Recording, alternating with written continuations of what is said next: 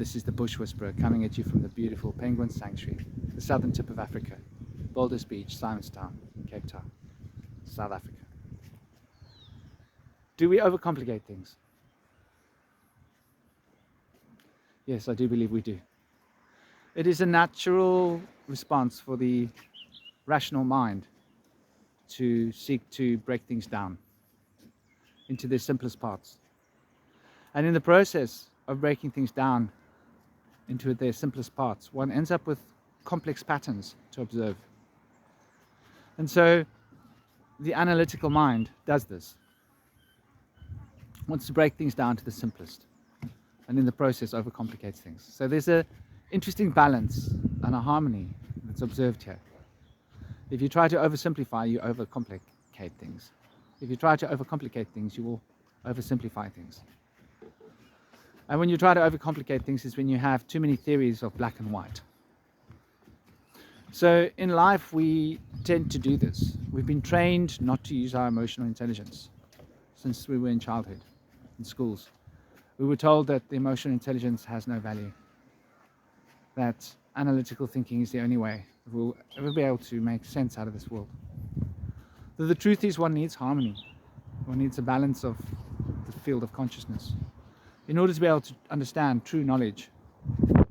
Knowledge isn't something that can just be written down in a book or remembered. Knowledge is like a stream.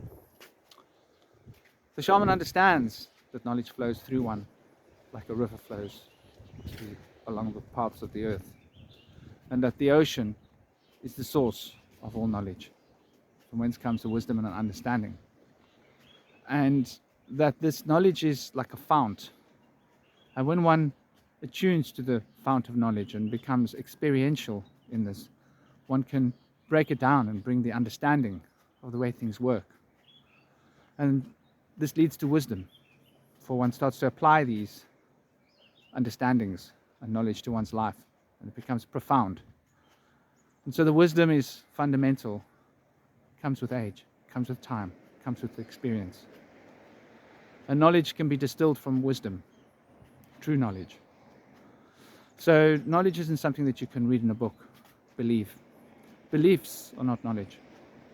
And beliefs are what overcomplicate the world. When we want to create a belief system for something we haven't actually understood ourselves, for something that we haven't actually experienced fully, haven't been able to distill the wisdom and the understanding in order to generate true knowledge, one creates the shadow of knowledge, and I call this belief. And when most people speak about knowledge, they're speaking about this simulacrum of knowledge. And so it's quite important for us to be able to grasp this and understand that true knowledge is in the heart of a child, for they are applying the wisdom and understanding directly as they experience it. And knowledge is it's related to being in the present. It's related to being able to actually right now know. And there's something quite profound in being in the present, for one starts to use one's common sense, and common sense breaks down the overcomplexities of life. It distills the complex patterns back to the base pattern, the simple. The flower of life is reflecting it. The complexity can break down to a simple pattern. And the simple pattern was known by the ancient Greeks as fire. And fire is this ratio that all the patterns seem to conform to. And it takes us into the point of realization that all things are following the same fundamental principles, and that the life that we experience and the world around us is all a fractal form of fractals. And that these fractals are expanding and contracting through each other. And that all things are essentially the same. All things are reflections of each other. That reality is a profound loop of repetition. But the repetition is in itself a renewal of the old pattern that is flying through and around us. Sorry, I had to stop. And there were ladies walking past speaking loudly. And so this repetition isn't quite a repetition, it's an evolution. And the same pattern is evolving through a field of similitude, shall we say. almost a repetition. The principles are repeating themselves. It's just the details are changing. Subtle changes to the details, but the same fundamental plan. And this plan we can consider as a blueprint. And when one starts to grasp how the blueprint operates, this is the fundamental scope of knowledge. Wisdom's when one has full experience of this blueprint, is able to actually see the blueprint in action around oneself and be able to relate to it in a very personal and direct way. Understanding is when one is able to grasp the principles and see how the principles structure the reality with accordance to the blueprint. And knowledge is when we put the wisdom into the understanding. And one is able to express the fundamental principles as they are through the conduit of experience. And so we're able to actually generate a sense of perspective through knowledge. And so yes, we do overcomplicate things. I might even be overcomplicating this video to a certain extent. Though in order to overcomplicate, in order to understand simple things, sometimes the mind generates complex images.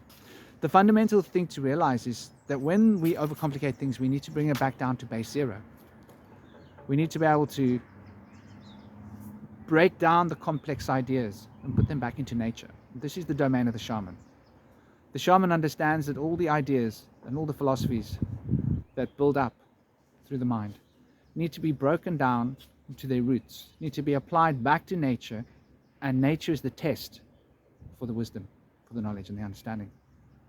And when one's ideas can be seen reflected in nature, and these ideas are carefully reconstructed in the world around us, then we start to understand the truth of what we're experiencing. And this is quite fundamental. This is quite fundamental to the learning process. And somewhere along the line, we've forgotten this. We've become top heavy in our thinking, and we get stuck in the overcomplicated breakdown in order to gain the simple aspects of things. And so we get lost in the pattern of being and overcomplicate our thinking and move from one complexity to another without breaking it down, without bringing it back to the ground zero, to the base root of nature. For nature is true knowledge. And when you start to appreciate and experience nature in its fullness, and she speaks to you, she speaks through the inner heart's knowledge. And the inner heart knowledge is the true foundation of all knowledge. To understand this is to find a sense of liberation from thinking, ideas, belief.